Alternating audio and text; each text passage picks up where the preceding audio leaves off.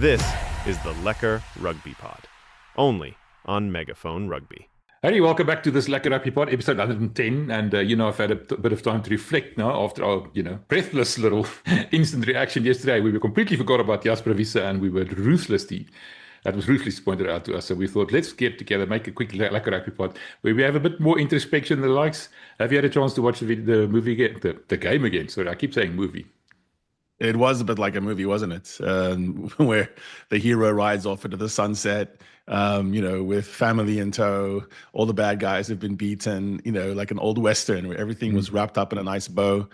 That's fair. And also it's fair to point out that in our breathless, thoughtless, rushed reaction, which is by definition and by design supposed to be lacking stats. We don't even have team sheets in front of us that we missed out. The Kalahari pain train who, rolled Samasoni Takuayu into a bowl and, used him like a 10-pin bowling alley. That was a pretty big miss. But just understand that I think 40 or 50,000 of you guys watched our videos. So something about triumphalism works. We've always thought that pathos and pain also works. We like to gather around the fire of defeat and clutch our hands and fret and worry and all is lost. But then it's interesting how 1 week later we are just going, will we ever lose again? I think it's brilliant. I think it's literally why fans are fanatic and we cannot get enough. So we thought we'd get on with the benefit of having watched that movie again. I did, and I stopped it and tried to see angles and, shapes and forms and, maybe demystify some myths. Not that I did much. Most of what we saw, actually, that's exactly what we saw. But there were a few underlying principles that I thought I found. So, let's gather around now with the benefit of 24 hours, detoxed, sobriety in tow, and we are ready to chat. Right, a couple of things before we do that. First thing first, when I got on camera, I realized I've got a black shirt on. It's purely by accident. I promise it's by accident. It's nothing meant to be, number one. Number two, our friend Hendrik Cronje, you obviously haven't read the report this morning, but he wrote an article about this game, and he very, very strongly hinted that there was major tension between Rassie and Tony, and to a degree Rassie and Jerry, as you explained yesterday. Firstly. Secondly, Erge Snyman was dropped, apparently. Looks like there's a lot of tension there as well. Erge sounds to me like he got a bit too entitled. So before we look at the shape and what actually happened in the match, you mentioned it briefly yesterday in passing, and I was thinking about it after we spoke. Rassie had a man-to-man, sat them down and says, guys, we thought it was Jerry, but I think maybe both of them. Guys, it's not working. Did you see that kind of a thing, that it was a bit of reset, that they tried a bit harder? What do you think of that thing that Hendrik Cronje wrote about? So I'll base my comments now on sort of three sources. One is, human intel source, but don't overread that. No one's going to have the full story even inside the camp, but I do have some of that. Number two, the reaction at the whistle, that incredible coach's box. I've gone through that and watched it slow-mo, ripped it up, body language, my experience as an interrogator, as someone who goes behind enemy lines and is, in risky situations and have to read men's bodies and what they're doing. That was interesting. So I'll get to my response to your question. And the third thing was practical common sense, that when you're up against it and you've made some decisions as a leader, sometimes what you do is you crawl back into more active leadership role when things aren't going well. It's like, I trusted you guys were doing well. My teenage boys, you were packing the bakkie for the trip and then you forgot the extra can of petrol.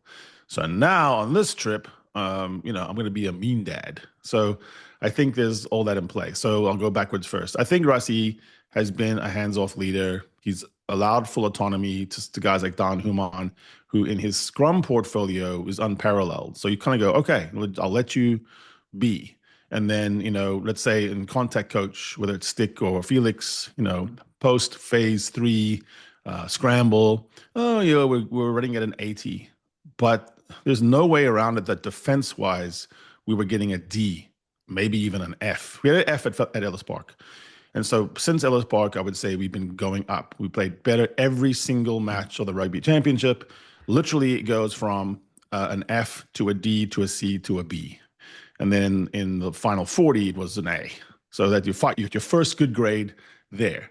So you see in the coach's box, Jerry Flannery, the reddest of all red faces, Hegelian. George Hegel talked about the red-faced man who, chooses liberty or death, life or death. There was a feeling of, if you, at that moment, you had tried to tussle with Jerry Flannery, that he would have had superhuman strength. He was so gunned up, and it showed on the field. So he had absolutely challenged his guys to hold the All Blacks to one try or less. So when you go back and look at the defensive performance of the Springboks, you see that in 2018 it was putrid. You see that in 2019 nobody scored more than 2 tries ever against the Boks. And then from that point, there's been some variation since post Nienaber. But one thing is for sure, Jerry's defense was operating better in his first year than right now if you follow trajectory. So if there was a man-to-man, and I think Rassie's a decent guy. I don't think he's worked on himself. I don't think it's just, you lied. You said you would never let tries in. That's ridiculous. That's for the players. I think he would have sat down with a colleague and said, brother, I like your work. It's got promise, but we're drifting too much. The second man on the pass, or the third, is not enough pressure. I mean, we are watching, we're ball watching, we're hip watching, we're shape watching. I need someone to sign their name on someone's chest. And you saw that in critical moments when then went astray, so the All Blacks had some promising moves, but that third pass went into touch because it was getting smashed. On the Tony thing, I'm just going to say this. I think that if you look at the attack output and the entries into 22 and the capitalization on those, there was stuff to work on, but every other team in World Rugby would have loved to have that many entries per game. Every other team in World Rugby would have died to have that level of offload, successful offloads. So I kind of think that Rassie said to Tony something along these lines. Do what you're doing. I have faith in you. This is a long-term vision of 2027, that rugby will not be played in the way that we played to win in 2023 and 2019. So I need you, but I also need you to show our guys. And when I say our guys, I mean you, me, and the people who watch this, and the people at home with subscriptions to SuperSport. We've got to show more aggression. We've got to show more fire. Invent a kill zone for Pieter-Steph du Toit where he gets to just absolutely murtupuvai and funnel him into a place where he gets thrashed and chipped like a wood machine, instead of having him run around with his head cut off, patrolling the size, of a province of Eastern China. That's ridiculous. You got one of our best guys who ever played rugby getting exhausted at Eden Park and no one to hit. Lots of carries, lots of involvements, but, none of them conclusive, dispositive, like he did when he tackled through Tupuvai's, weak chest.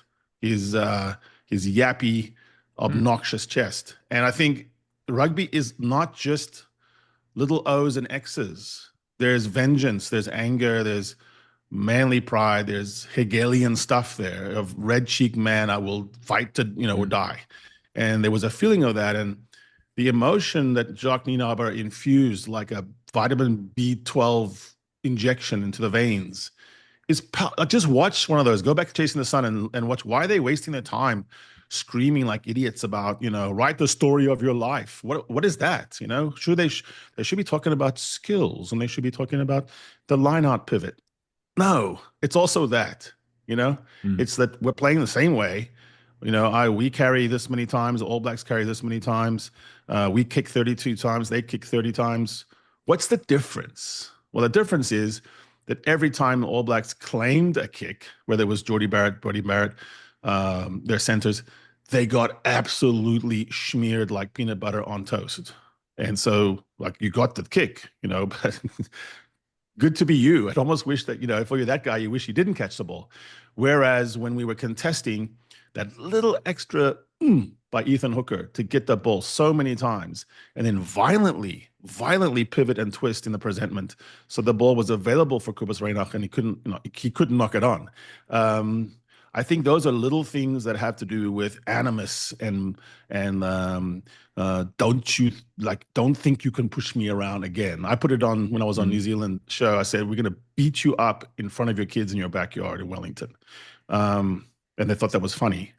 And I thought that's exactly what happened. So the other thing, the first part is the whispers I've heard from camp was that if there was a focus mechanism that needed to be applied like a blowtorch to your arse, it would have been Ellis Park and Eden Park, the two parks. And then now it's just fuck you up park. And I think everyone is engaged.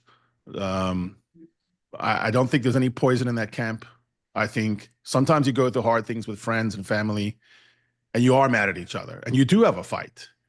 But just like Rassie had Dwayne, Eben, and Sia go into a room and not come out until they resolved it, they resolved it. Whatever that was, whatever the triad of power and who's got more power and who's Felix and what's his portfolio vis-a-vis Jerry and, what does Tony have to show? I think that's resolved when you beat the All Blacks by more than they've ever been beaten before in the history of rugby in their capital. And like I said, they're in their backyard, you pull their pants down and whip them in front of their kids. There is some catharsis there. Can you carry it on? Can you sweep Argentina? What do you do in the other two big games of the year? That's to be seen. But I wouldn't take from this. I mean, I took that celebration at face value. That was no fake. When those guys inside that room in a mosh pit where there would have been injuries from that celebration. Come on, we're old men. We pull hamstrings when you're happy. Yep. So, I would take that at face value. And it's nice to say now, look, it seems there was tension.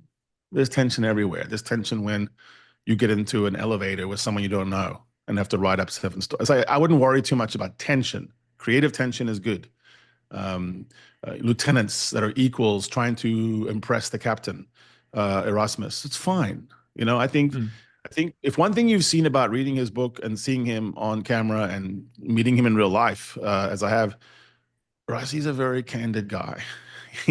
That's why he gets in everything he got in trouble for his whole life was that he didn't have a filter. So why would he, suddenly be pretending here? I think he's absolutely fine with the team of coaches he's got. Is he kicking the tires sometimes and looking around to see who he could replace? Yes. And that's life as well. Right. My next question is going to have two parts. The first one is this Tony Ball we've all been talking about. And Andre Pretorius did a great video, and you talked about it as well, where we finally understood that Tony Ball doesn't mean that Peter Steph is running on the trams. It means that every single person in the team is a threat, whether it's a hooker or a fly-off or whatever. That's the first part of it. And I want to read you a comment of one of our viewers. I think it's a Kiwi. He's a Kiwi. And he said the following. We were given a hiding. Well done, Bokkies. We just witnessed the perfect amalgamation of the big, powerful, traditional Bok forwards and the swift, elusive, high-stepping grace of the backs finally being given license to unleash their skills. We knew it was coming. It was just a matter of when South Africa would move to total rugby. Remember those words. Big, fast, hard-working forwards providing front foot, quick ball to fast, talented, elusive runners. Can we please have Tony Brown back now? So if you understand Tony Ball now, and now my question actually is that what clicked now? We just moved away from Tony Ball. Suddenly it's now total ball, total rugby, and it worked in the sense that we fixed our defense. Every single player on the field is now suddenly in a danger or a dangerous element or whatever you want to call it. And then it just clicked. Because to me, I want to understand what's different this week to what happened last week. What changed? So what I'm getting at is, are we now playing the Springbok rugby that we will be seeing for the foreseeable future? On a macro level, let's say if Tony Brown never existed and we're just talking about Springbok rugby, the dream of actually uniting, not from some political transformation basis, but actually blending the incredible world-class talents that you have in different communities. Like we have the speed advantage over the rest of the world if we harness it. No one else is supplying 400-meter Olympic champions, world champions, vying for in Southern Africa as a whole, if including Botswana and Namibia, catchment areas that we can recruit from, just like the All Blacks pick up from Pacific Islands. Our guys are quicker. So we have communities that are quicker. And can argue about the cows come home by why. It doesn't matter. Right now, as they are in this world, in this life, They can run sub 10 second 100 meters. We've not really tapped into that. And so when you do put it on the field and you have combinations like Willemse, Lebok, Rassie, it starts to be palpable, the advantage you have over New Zealand and its surrounding islands, because they just don't have that speed. Caleb Clark, their quickest, run down by Damon Willemse quite easily, two-handed 2 or 3 years ago. That's the one point, is the stop thinking of it as winners and losers, and if there's more of this, then there's less of that. It's always been important to put the edges you have for mismatches. So speed, number one, sort of a dream world where you have more Habanas than England or the French can migrate into their countries. And the French are trying really hard to bring as many as they can. Number two, I think you never get away from rugby being a power game. So we've got that quotient, per capita, the largest people in a certain community in South Africa in the world, like literally metrics. So it's hard to find a lock, but if you've got a larger percentage of people who are a lock size, and then you find of those who's athletic, of those who has good hands, and of those who's a mongrel, you've got what we have. And every other country, I wish we had that. So then you try to recruit them when they're 14, 15 to French clubs. But we always have it. Just go watch schools. It's how do you blend those two, and especially at the game manager positions of 9, 10, and 15? Like, who is that? Who triggers it better? Who can do that and still make the clinical kick when it's 1 point game? So that's guys, we've always loved Money. Lebok has been one issue and one issue only, which is, what about when the game turns really ugly and there's no line breaks and there's no space, and you're catching a New Zealand at their pinnacle peak for a World Cup final? Does it still work if we have confidence problems at the tee? Okay, so that's it, and obviously shorter tee now, shorter lead up, more confidence over the tee. We like it. We're happy. We are rejoicing with you. We want it. But it's still that one thing in the back of our mind saying, but what if it's a different kind of game? It's not like this cake tin, NBA, everyone's going to score a lot of points, a lot of space, because All Blacks had a lot of space too. But my answer to you really is this. I think the attack was already fired. We've scored 6 tries before. We scored 9 tries before. We scored 8, 9, 7. I went back on this whole entire era. We've had probably more better attack years than we have so far. This was incredible. That's 40 minutes.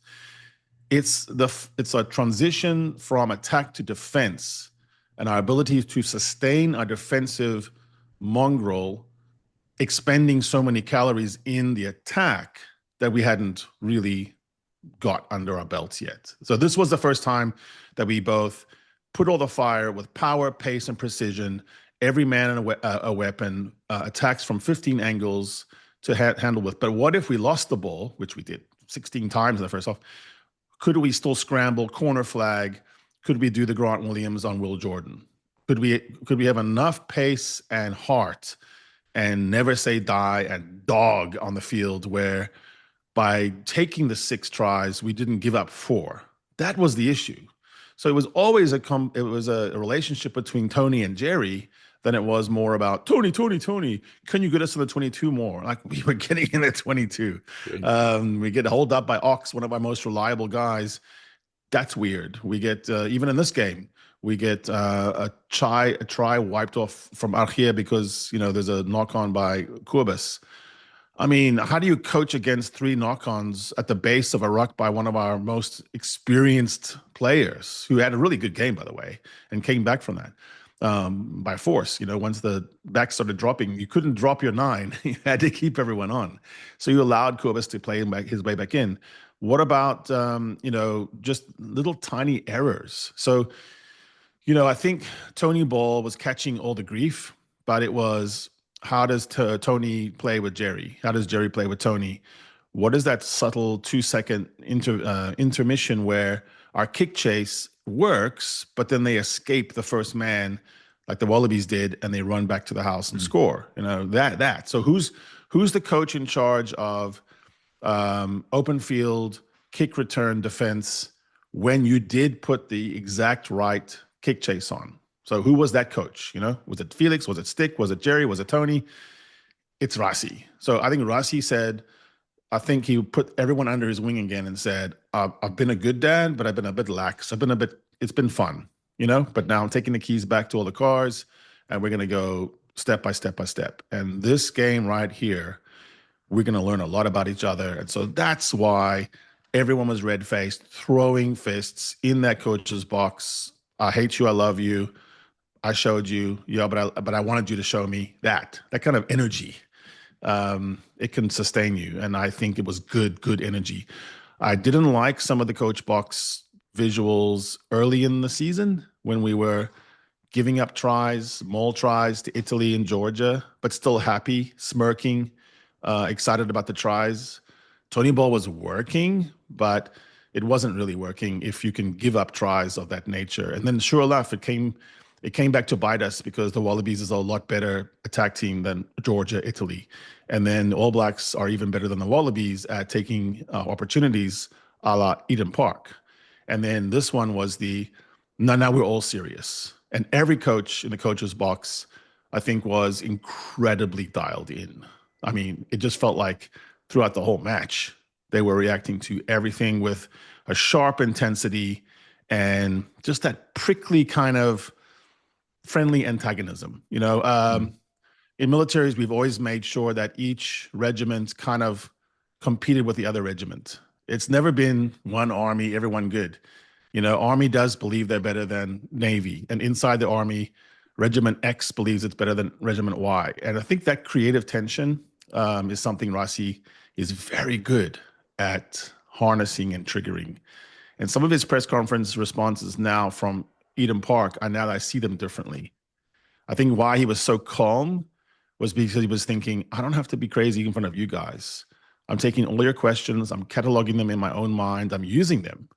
And then when I'm having my meetings in Wellington this week, I'm going to put them in different prose. Right, so total rugby. We've now sorted out the politics behind it, and now it's sort of, pulled in the one direction and maybe overcorrected for something else. Is it now finally clicking? You talked about the shape of the Springboks. And the one thing that to me stood out the most is the fact that we had a proper number 8. Jasper Wiese, like we said in the beginning. How important was Jasper's role in this whole new Total Rugby thing? Yeah, on rewatch. So, you watch the game live, but then you watch it on rewatch. On rewatch, I really saw Jasper's role at taking the bad carries. So even in sweeping attacks where you have 629 meters run compared to All Blacks 262. So 629 versus 262. I mean, it's 3 times as much. And you think, that's coming from Colby, 119 meters, Ethan Hooker, 99, Willemse, 97. So basically 3 guys running 100 meters with the ball. And you'd want those guys. It'd be Colby, Willemse, and Hooker. That's who you want, right? But then you peel it back and you go, but Wiese had 14 carries, the most. How did Wiese's 14 carries, admittedly for plenty of meters as well, and he beat 6 defenders, you see that he always had the phase 4 settler. We're going somewhere and then we stall. We're stymied. So who can get us over the gain line when actually Norche got pushed back or Ox got smashed back or we didn't have the right shape on our 4-man pod. It was Wiese. Wiese was able to just take it one man, one cleaner, and just absolutely mow through like a tractor through long weeds. So that's one part that he plays. He sustains the attack long enough so that then you can hook in, Hooker and Andre.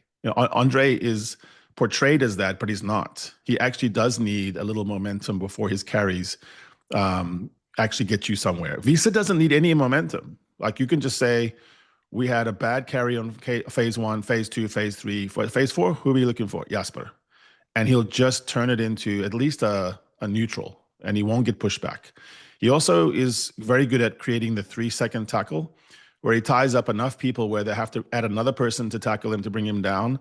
And when you start adding people on defense there, then either you've saved yourself on a card situation where we're down 1 man, or you're giving yourself a mismatch, which then you can exploit through Mani, Willemse, who love any kind of mismatch. You see their eyes light up. So Wiese is your mismatch maker and your settler and your survivor when things aren't going right. He's always on the edge, by the way. He picks up an All Black and puts him in to the turf in a way that some TMOs will look at. So, Jasper, come on, just make sure you're okay. And then he clocks Finlay Christie, and I think he caught a bit of chin on the touchline. And another day, another ref, another TMO. Although I will say to our New Zealand friends, you guys are always the ones calling for us not to have bog downs on high hits because you play higher than we do. You have more cards per tournament. In Super Rugby, you play really high, the highest playing league in the world, highest tackling percentage, except for the Scots. So, yeah, that was sort of fair play. But I do want Jasper to stay on the field because my point is that having a proper fire plug, a plug that sticks in the outlet and that transforms you into a thing that cannot be stopped is an important part of this thing we're calling Tony Ball.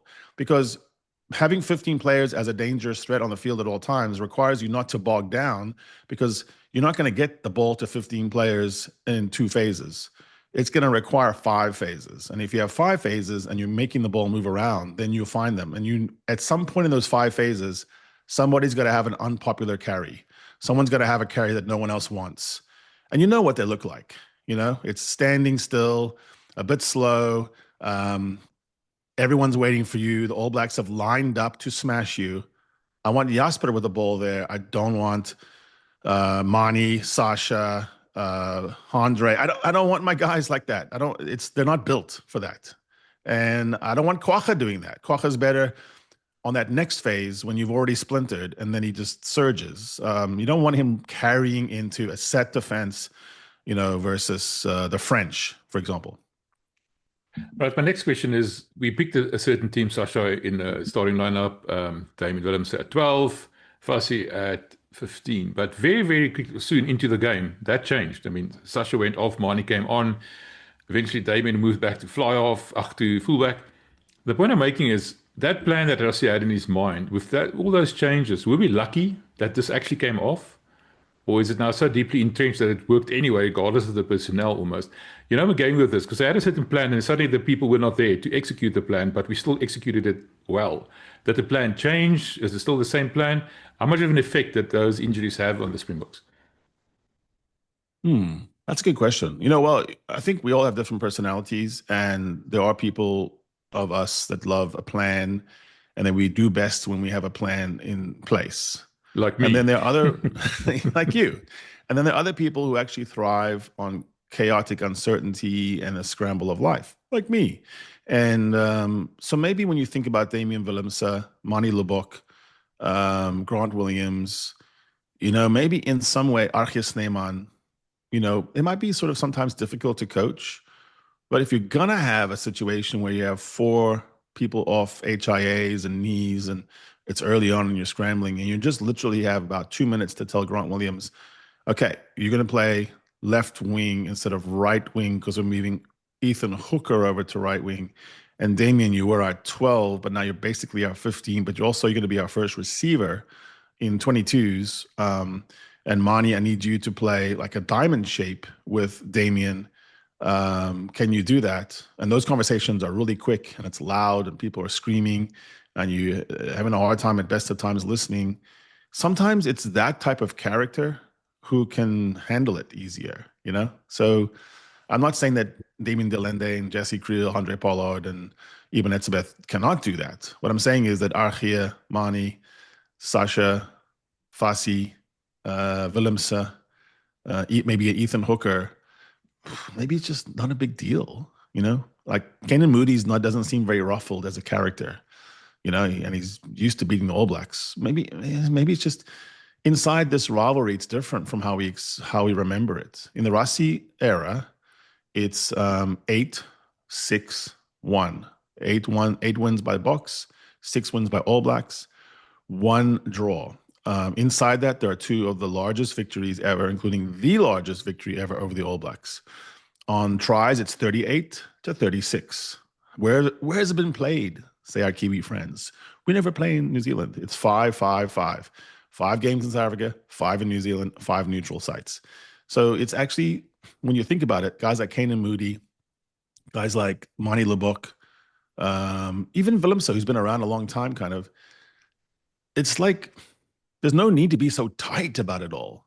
We can play loose. We can mix it up. If things get chaotic or it's the end of the game, we've been winning the second half. I mean, we've been winning that for 10 games in a row. It's all the old quotes and the old doctrines are bullshit.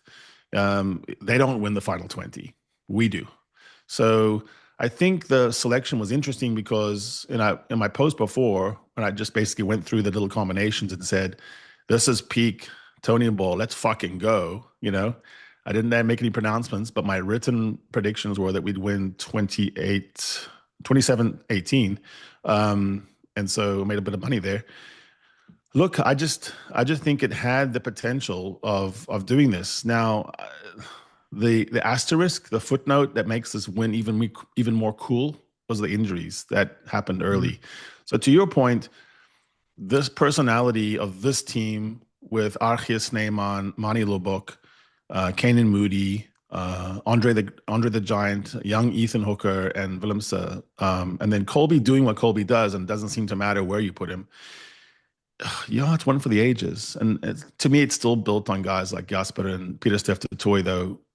Pieter-Steph, on rewatch, couldn't believe all the things he does. Our best client line-out clean ball, our best contested line-out, his ruck work, his tackle work, his carries, his linking, his sure hands, the fact that when he's in space, it's going to be okay. His handling of that kick to him and then finding the offload. Oh, it was just so good. So, it's an amazing set of talents and groups and styles that the maestro orchestra conductor can pull together. And you can imagine Rassie's waving arms. He talks with his hands, finding that.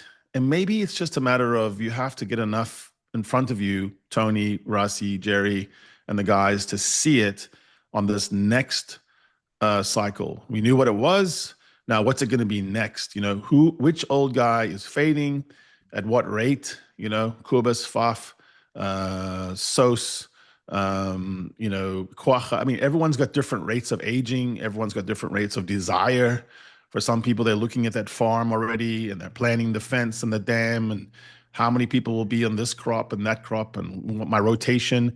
And other people, for whatever reason, at age 35, are still willing to run through walls. I saw Kobus with all these mistakes on the field, and he looked like he was ready to go to war for 4 more years. So that's, and even if Kobus lost a step, he's still quicker than everyone else. So, I think it's valuable to look at this. I've said this before, and I'll say it again. I have faith in Rassie Erasmus as a person who chooses the people around him, listens to evidence and sees it, even if he's stubborn at first sometimes, and he wants his experiments. He wants his Kwacha Smith at 8. I think he also knows it really didn't work. So now we're going to go to something else. How about a proper number 8? Yeah, that looks good. But yeah, I want to go back a little bit. You talked about Kanan Moody.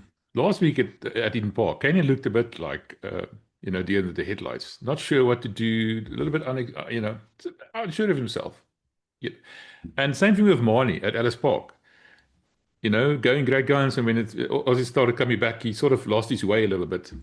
But that changed from last week to this week, and from Marnie, from that game to this game. Maybe it's because, a guy like Kanan is actually in the position that he's supposed to be playing in. I don't know what it is, but there was definitely a different mindset in this game than there was in last week's game. Maybe the occasion was too big, the whole Eden Park hoodoo and everything else. I'm so interested in that. You talked about, everything, but psychologically, I think that might have made a difference. The fact that the stakes weren't that high. Yeah, we've lost Eden Park now, but now we can go out and be ourselves and play the way we want to play. That sort of burden almost lifted, that pressure lifted. Did you see any evidence of that? I like that as a hypothesis. I'll drill down into an area where I think Mani's true, incredible, I'll call it instinctual genius is best. And I think it's around kicking. There's not that many times when Mani Lobok at a test level can make a line break himself or put someone into space and they run away and they score. It doesn't really happen. Most of his good highlights come from being an unpredictable carry kicker where you're not really sure because of his ability to kick off both feet and no look and has such incredible touch with the outside of his boot and the inside of his boot, and using the left shoelace on the third hole. He's very precise, which is unusual for a guy who struggles off the tee before. Now, maybe not. I will look at this 9 kicks in the first half, because Sasha was going to the line, and Sasha was making New Zealand guess, and we'll never know what would have looked like if it was Sasha for 60 minutes, because it was looking good. I know that we didn't score, but that wasn't his fault. That wasn't his fault that Kobus knocked it on the ruck, and Archie goes over early, so suddenly it's a different game. Or Cheslin Colby takes Sasha's kick and dots it down like he would have done 99 times out of 100. So now Sasha's got 2 try creations, and you're rolling, right? And he was a ball player. Mani comes on and takes the 9 kick in the first 40 minutes and expands it to 32 total, right? So the style of Mani isn't balls to the wall like it was at Ellis Park, be free, take it to the line. That's not Mani's game. He's not the best guy in contact, actually. Neither is Sasha. Neither is any 10, actually. Andre's a bit weird because he can carry like an actual 12. But most of them are pretend 12s. So Mani is spraying those kicks around, and they're dropping in all the right places for your man, Kanan Moody. So you've got a 6'4" in the old measurement style, Ethan Hooker, 6'5" Kanan Moody. The two of them bigger than Sia Kulisi, taller than Jasper Wiese. So you got tall 13, 14 inside. Andre, he's not too short. You've got Fassi the back before he's injured, and then you have Damon Willemse, who's a skywalker. His jump, his leap makes him a 6'4" guy. So you have all that stuff, and Mani can play to that, putting it on the right side almost always, I saw, and Mani's better off of his right foot, even though he's good at left foot. He's better, and he's dropping it in places where I only saw 2 times that the All Blacks defused those bombs. And suddenly you've got the tools for which you claim the kick. Ethan Hooker rolls an extra 7-8 meters, violently presents. Kobus Reinach capitalizes and put a kick over the top, which is a call from Mani. Mani or Willemse are telling Kobus, don't give it to me over the top, go again. And you have kick, regain, or kick, regain, kick, coffin corner. And then all that the All Blacks can do is kick it out, scuff it out. Now you've got our wobbly line out, but still it's a line out at the 22. That's proper Bok rugby. Is that so different from what was pre-Tony? Nah, not for me. That's the same. That's Faf de Klerk against the French. That's Kobus Reinach against the French with Mani Leboeck, with our attack coach pre-Tony. It's always keep the ball going, it's momentum. The difference is that the layer that we're putting on top of it all, this is my précis, Tony is trying to add skills and roles to players who before went from ruck to ruck, scrum to scrum. So Wilco, you're on the bench primarily, not because your scrum is not good, it's great, is I think Thomas can do more with the ball in the pod. Ox, when I see you in space, I see you accelerating, trying to find a gap and a pullback pass. Nortia, you're not the biggest lock around. Our lineout's not really great right now, and you're the lineout guy, but I like you in pod 5. I like you in the kick chase. You seem to know what to do with the ball. Archie, also sort of an exotic lock. So I think the shape of Tony Ball is more about personnel and role shifting, and stop just being one dimension. And we have 4 or 5 attack guys, and you guys just create the ball for them to attack. Now it's everyone an attacker, everyone a shield, everyone a sword, everyone front line. If this guy dies in battle, the next guy who fills in is the same guy. We're all Achilles. So there is no Achilles, so that kind of mindset. And in the warm-ups, I did see evidence of that when I was in Eden Park, just watching how Tony does his drills. He does de-emphasize the forwards go over here and the backs go over there, and then you do your kicking drills and you do your scrum. He is definitely making it more of a 23-man game. But talking about personnel now, this team that was selected so early, and wanneer behoorning het kort reis unawares, looks like it always one. Now there's a lot of injuries, and what's going to happen to the old guys? Is there now two different styles in the Springboks? Are we going to stick to this kind of team, young guys, exciting, Kane and Moody at 13, for example? Are we going to go back to the old tried and tested, Damien and Jesse and Andre and whatever? And can those old guys play this kind of game that we saw on Saturday? They'll end they can. Got a sweet pass, one of the best hands in the camp.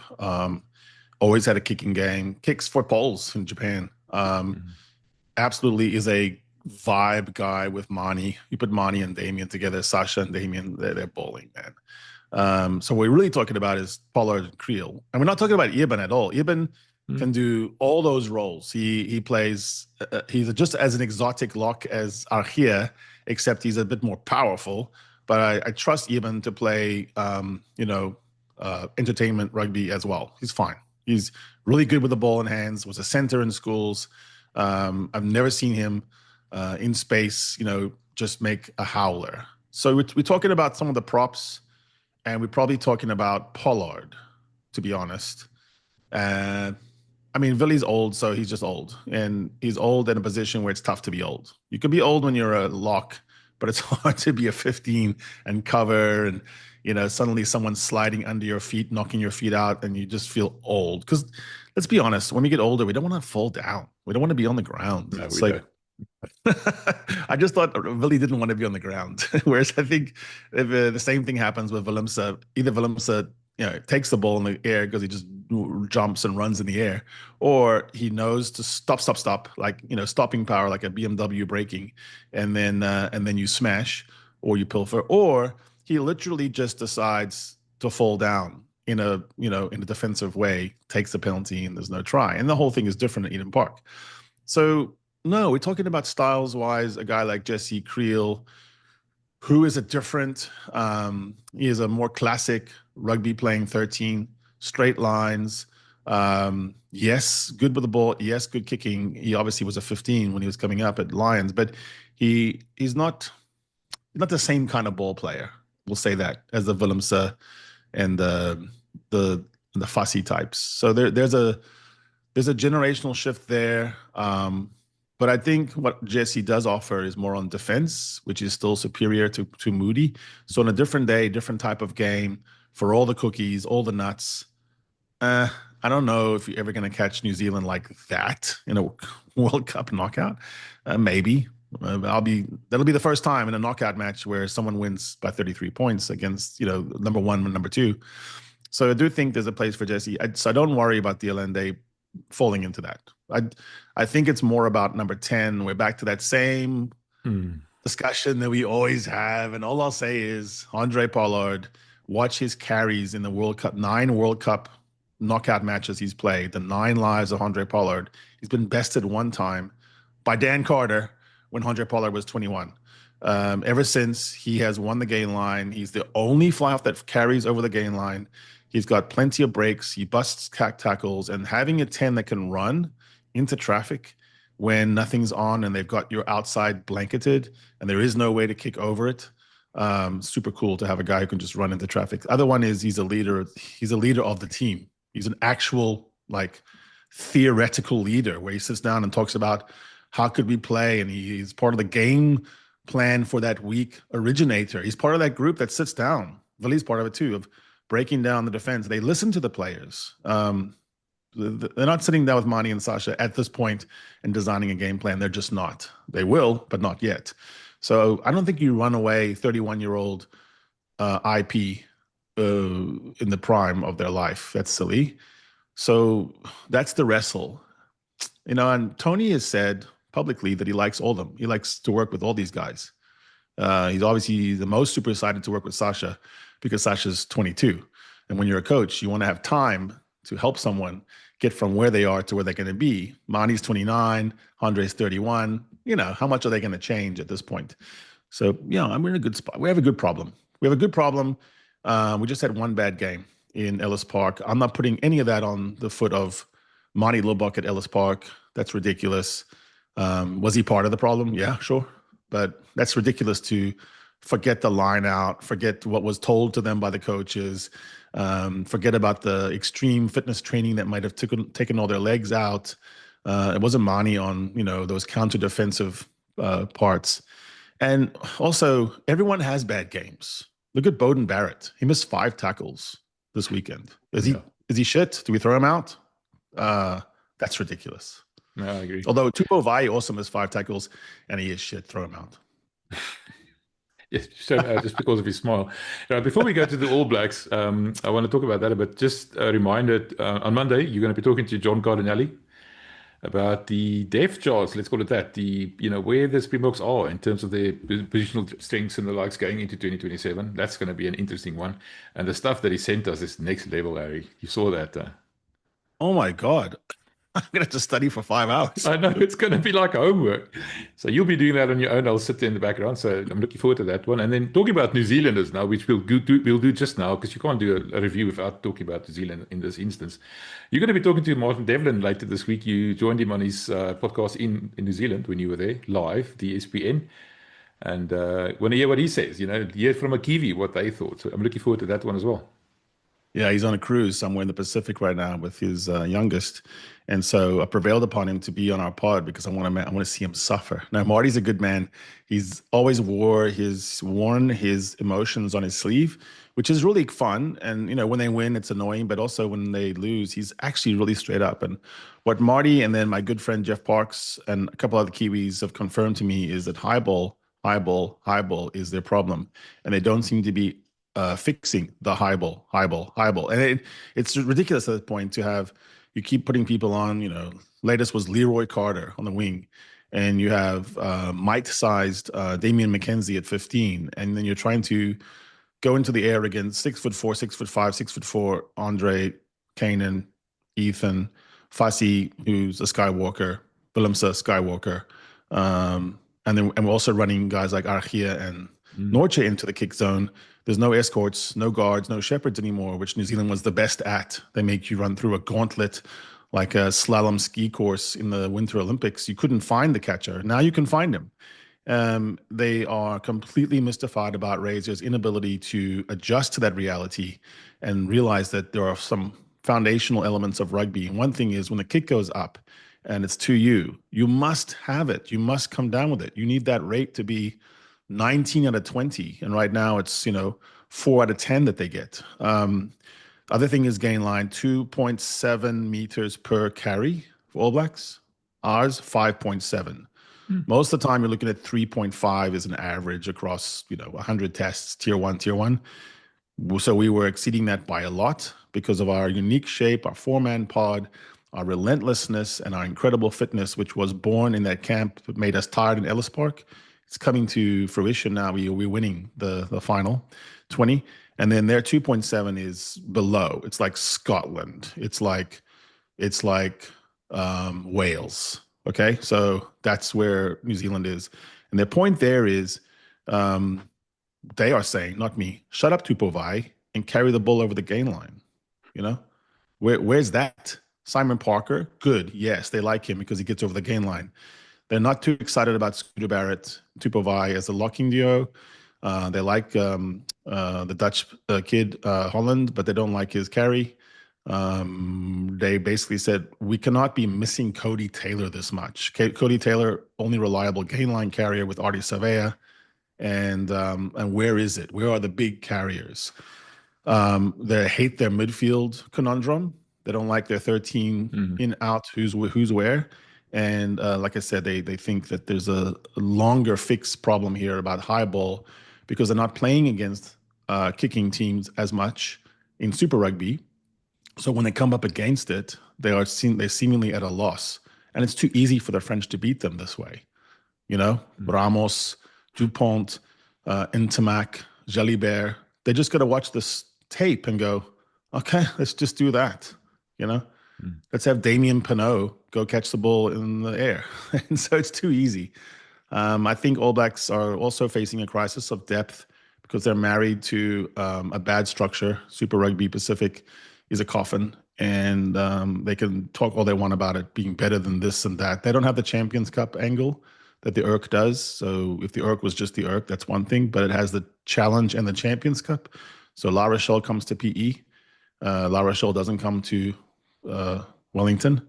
And it's important to play different styles, as Clayton McMillan, who's leaving now for Munster, said, is we lost more in our relationship breakup with South Africa than they did, because they still get to play Leinster, but who are we playing? We're playing Aussies, and Aussies are cool and all, but they're too much like us, but not as good.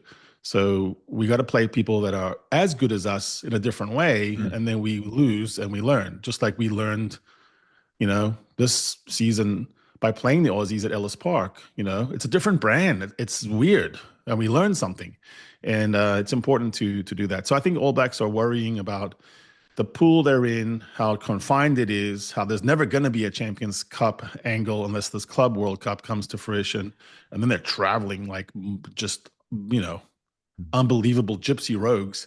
So they're always so far away, distance.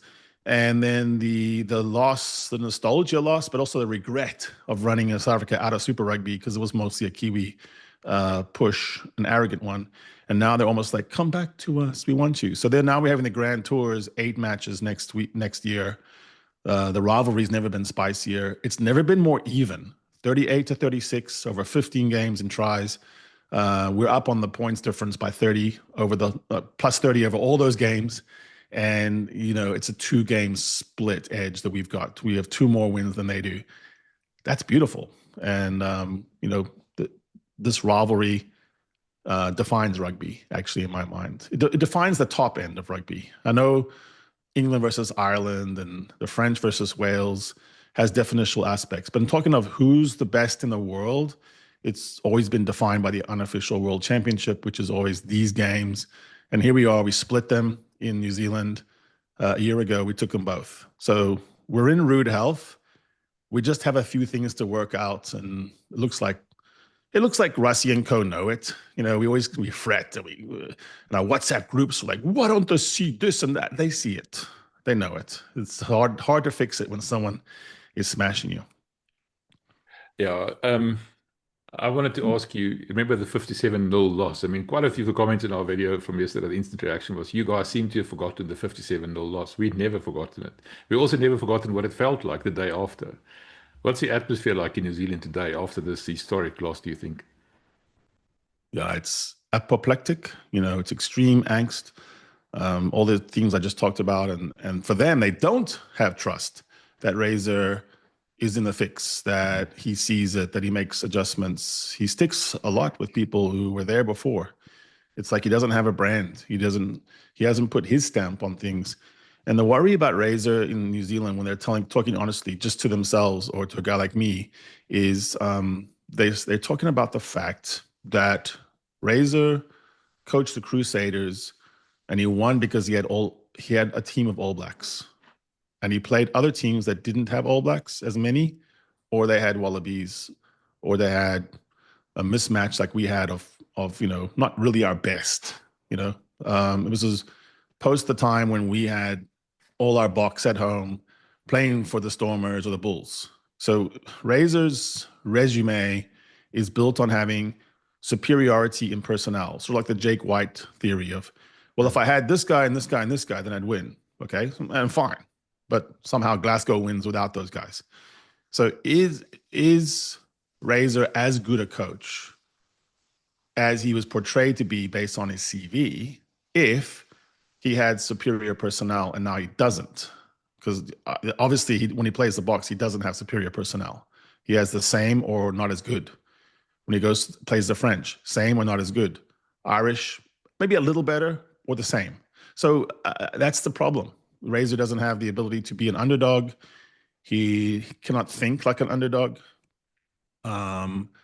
He's slow on his reactions because he's always been the front runner. And usually as a front runner, you just kind of keep going and you go, it'll all work out. Yeah, it'll work out because you have Dan Carter, Kieran Reid, Richie McCaw. I just go down the list. Like, okay, I could win with that too. I mean, maybe not forever, but put me in the coach of the Crusaders, at the heyday. I think I could do pretty well. So I do think there's a problem there, and that's what they're going for probably right now is the knives are out for Razor and they're sharp. I'm not saying that he's on the edge. I'm saying that if this trend were continued to be giving up records, like the first one to lose in Argentina, the worst margin to lose to the Boks. Oh, now the worst one to lose to anyone ever. Oh, at home. You lose to Bledisloe, to the Wallabies, which is a distinct possibility, because we just saw Wallabies playing us in South Africa better than All Blacks did in New Zealand. So on 1-to-1, if you were to take us right now and say, who's better, Wallabies or All Blacks, you might go with Wallabies. They seemed a little bit, they just look better. They look better to me, more spirited. So let's say that he loses the Bledisloe. I'm telling you right now, the knives come out of the sheath, and people start to wave them around. And they start saying things like, Ian Foster wasn't that bad, or they say things like, he needs more help. The dreaded words, we need to have a selection committee, and they're going to take over, and he's going to have to get his selections approved. You know how that goes. That's the next step. Right, Harry. Enough for a Sunday. So I want to get this one out. Thank you for that. It was very interesting, very enlightening. Enjoyed it. And always remember, like, this week's going to be a special week. You've got a special one on Sunday. You had a special one yesterday on Saturday, the Lekker Rugby report. Another one on Monday, and another one later during the week. And maybe one or two thrown in just for good measure. Thanks, Harry, man. Appreciate it. Cheers. This is the Lekker Rugby Pod, only on Megaphone Rugby.